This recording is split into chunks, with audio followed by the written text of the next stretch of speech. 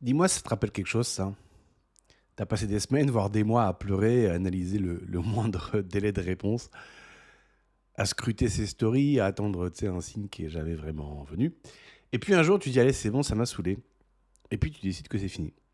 Donc du coup, tu supprimes le numéro, tu le bloques, bref, tu ressors avec tes potes, tes amis et tout. Tu recommences enfin, finalement, à respirer, à redémarrer une vie, à penser à autre chose. Et là, bim. Salut. Ça va?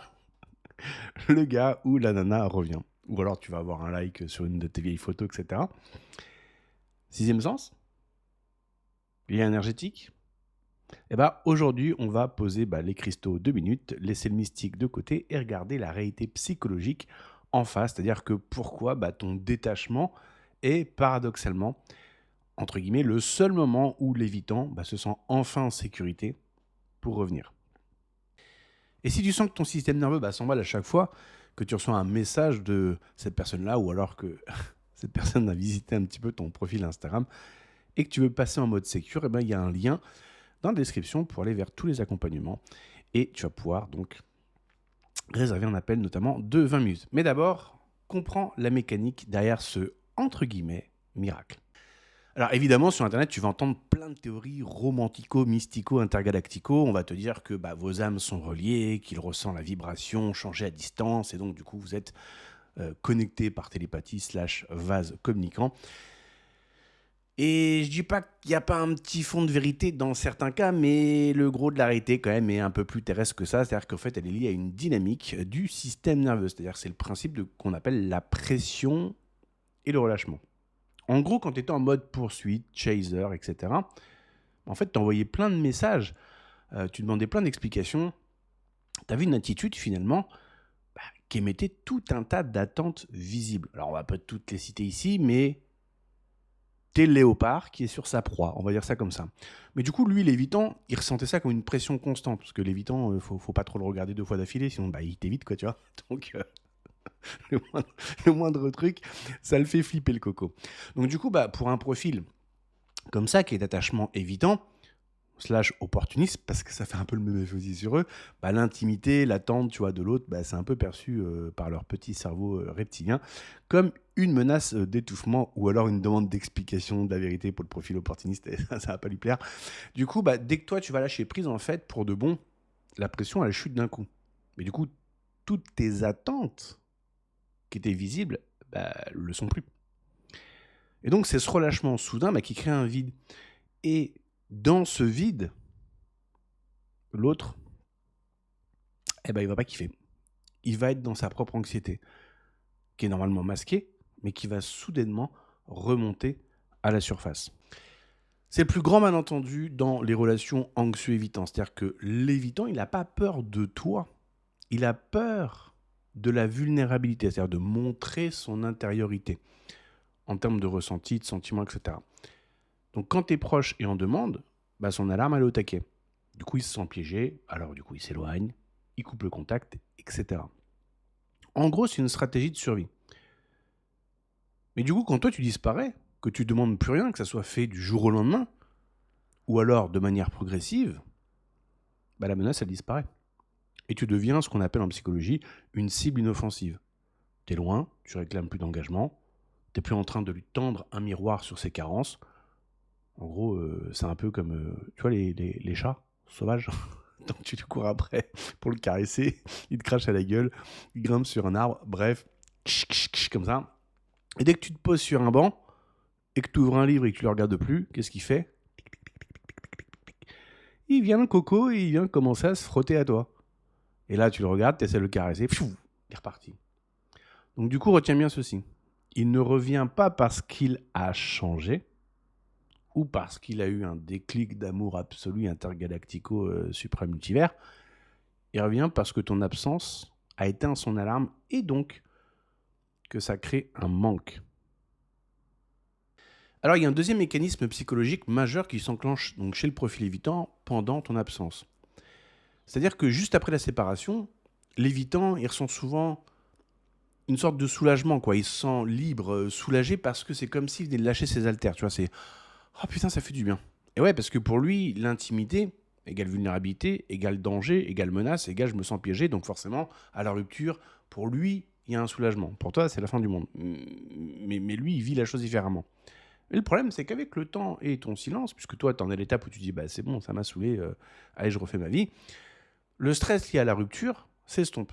Du coup, son cerveau, il commence alors à faire ce qu'on appelle de la re-idéalisation. Donc, il va oublier les tensions, oublier la lourdeur. Du coup, il garde en mémoire que les bons moments passés avec toi. Et c'est là que le piège peut se refermer sur toi si tu fais pas attention. C'est-à-dire qu'au moment où il réapparaît avec son petit « salut, ça va ?» T'as passé quelques mois sympas. Toi, si tu sautes sur ton téléphone et que tu réponds en 2-2 avec 3 gros pavés, tu vois, de bien de 15 lignes chacun, et un enthousiasme débordant, qu'est-ce qui va se passer ? La pression remonte à 200%, bim, son alarme se rallume instantanément, et là, il va reprendre ses distances aussi vite qu'il est revenu, te laissant, du coup, à nouveau dévasté. Alors du coup, quelle est la posture adoptée quand ce message arrive enfin ? Donc là, on va structurer en 3 étapes. La première, c'est la plus importante, analyse l'intention réelle, c'est-à-dire sépare les miettes du repas, le grain de l'ivraie. Un salut ça va ou une réaction à une story, c'est pas une déclaration d'amour, c'est ce qu'on appelle du breadcrumbing. Ok, donc c'est ce qu'on appelle la technique de la miette de pain. Peu importe les intentions avec lesquelles ceci est fait ou pas, ça veut juste dire que tu as juste le bruit du paquet de chips. Tu n'as même pas encore croqué dans la chips, tu vois. Donc en gros, qu'il le fasse de manière intentionnelle ou pas, en gros, c'est juste une miette de pain qui est là pour voir si la porte est toujours ouverte et puis si tu es toujours disponible. Okay, donc il ne faut pas prendre une sorte de perche de politesse pour une demande de réconciliation. Ce qui se passe, c'est que toi, comme derrière, tu es au taquet en général, tu as vraiment envie que la relation se fasse, toi, tu es open bar et il a vu ma story, il a mis un petit ha ha ha, essayons, c'est parti, il a reconnu le lien. 2. Garde ton centre et temporise. Déjà, 1, tu réponds pas dans la minute. Prends au moins quelques heures, sinon t'enflammes pas, tu peux prendre 24 heures. Tu peux faire de l'EFT pendant ce temps-là, ça va t'aider à tenir. En fait, il faut que tu montres, et tu le fais pas pour lui ou essayer de le manipuler ou de lui montrer XY, en fait, tu le fais pour toi. Ce que tu veux faire à ce moment-là, c'est que tu veux montrer à ton propre système nerveux que ce message, c'est plus un événement national. Hein. C'est pas toi qui as gagné aux Jeux Olympiques. Hein. C'est juste quelqu'un qui a mis, je sais pas moi, un smiley à ta story ou qui t'a envoyé un message. C'est pas fou. Hein. Donc en fait, ton calme, c'est la meilleure protection. 3. Pose des limites depuis ta version sécure. Donc là, il faut que tu aies fait un petit peu de FT avant l'étape 2, bien évidemment. J'imagine que tu as noté ça sur ta feuille. Si tu choisis de répondre, parce que tu as le droit de le faire, fais-le avec politesse, concision et neutralité. Ne relance pas par des questions profondes, ne demande pas des comptes sur le passé, etc. Si la personne veut vraiment revenir dans ta vie, il va falloir qu'elle fasse des efforts clairs et explicites, parce que juste envoyer des ballons d'essai, c'est mignon, mais ça ne sert pas à grand-chose. Et c'est là que l'étape, enfin ces 3 étapes-là, mais surtout la 2, elle est hyper importante, parce que si toi, tu prends quelques heures pour répondre, pour retrouver ton centre et tout, et puis que tu as envie de répondre à ce message-là, le fait que tu t'emballes pas, que tu sois pas au taquet, etc., va te permettre de poser certaines questions que tu ferais pas forcément avant si tu es au taquet de l'amour inconditionnel supragalactique et supraluminique. Par exemple, une question que tu pourras faire, c'est du style écoute, ça fait quelques mois que j'ai pas de nouvelles de toi. Quelles sont tes intentions ? Tu vois, ou dit différemment. En gros, tu peux l'amener comme tu veux, mais l'idée, c'est de savoir en gros qu'est-ce que tu veux, quoi, dans cette interaction. Qu'est-ce que tu espères de cette interaction ? Et ça va être intéressant de poser cette question-là. Alors évidemment, pas dès que salut, ça va ? Ouais, salut, ça va ? C'est quoi tes intentions, tu vois ? Peut-être pas comme ça, tu vois. Mais l'idée, c'est que si la conversation se réengage, à un moment donné, assez rapidement, tu peux poser cette question-là, tourner à ta manière. Que tu ferais pas forcément si tu étais à fond dans l'enthousiasme et persuadé que ça y est, il s'est rendu compte que voilà, tu étais la bonne personne et tout. Parce que si tu penses qu'il s'est déjà rendu compte que tu es la bonne personne, pourquoi tu poserais cette question-là ? Parce que tu as déjà ta réponse. Sauf qu'il y a ce que toi, tu crois et ton mental ego croit, puis il y a ce que lui, il veut. Quand tu as retrouvé ton calme, tu es beaucoup plus à même de poser ce genre de questions qui vont te permettre de mieux voir qu'est-ce que veut la personne. Parce que, imaginons que la personne, alors évidemment, il y a plusieurs scénarios possibles, ça dépend de qui tu es en face de toi, mais imaginons que la personne, elle revienne juste pour un peu tâter un peu le terrain, pour voir si toi, tu es au taquet derrière, etc., si tu es encore disponible. bah, cette question-là, tu risques d'avoir une réponse qui va pas te convenir. Soit une non-réponse, qui te donne la réponse que tu veux, c'est-à-dire que bah, la personne elle venait juste pour tâter le terrain. Soit une réponse floue, ambiguë, chelou, et donc tu as ta réponse, c'est que Coco ou Cocotte sait pas ce qu'elle veut. Soit tu as une vraie réponse structurée, qui te fera plaisir ou qui te fera pas plaisir.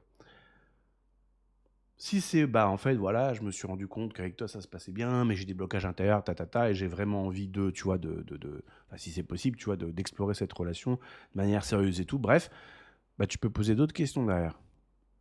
Du style, qu'est-ce qu'on met en place et de quelle manière pour s'assurer que cette relation, dans le cas où moi j'accepterais d'y retourner, tu vois, ça c'est un petit filet de sécurité, on puisse s'assurer que ça fonctionne. Du coup, qu'est-ce que toi, tu es prêt à mettre en place pour, tu vois. Et là, finalement, tu as une vraie discussion d'adulte, parce que si la personne, c'est un profil évitant, mais qui est sérieuse, et qui a pris conscience que, voilà, tu es une bonne personne pour une relation, mais que lui ou elle est bancale, et qu'elle te répond comme ça, a priori, c'est quelqu'un qui est assez conscient de ce qui se passe. Ça veut pas dire que ça se fera facilement, ça veut dire que je suis conscient que je sais pas trop bien pédaler, il va falloir que j'apprenne à monter à vélo, quoi, simplement. Mais ça, tu n'auras pas ce genre de réponse si toi, tu n'as pas fait l'étape 2 et que tu n'es pas en capacité de poser une question qui peut t'amener une réponse qui ne te convienne pas. Parce que quand tu es trop aveuglé par ton enthousiasme et ce que tu es sûr qu'est cette relation, tu vas pas poser ce genre de questions, tu vas pas explorer ces terrains-là. Et c'est là où tu te fais arnaquer uniquement par toi-même. Et l'autre personne en face peut surfer dessus. Alors son retour, c'est pas une preuve de magie cosmique, hein. C'est simplement la preuve que ton travail de détachement et de recentrage, bah, il fonctionne. Peu importe comment tu l'as fait, ce qui compte c'est le résultat. Et ce qu'il faut pas confondre, c'est il revient avec il a guéri. Ça, t'en sais rien. Tu le sais que si tu commences à poser la question que je t'ai dite juste avant, qui va te permettre d'explorer cette voie-là bah, du mieux que tu peux. Et là, en faisant ça, ça va te permettre de savoir quelque chose sur toi d'hyper important. C'est de savoir si toi, déjà, t'es arrivé au stade où t'es prêt à entendre ça passe ou ça casse.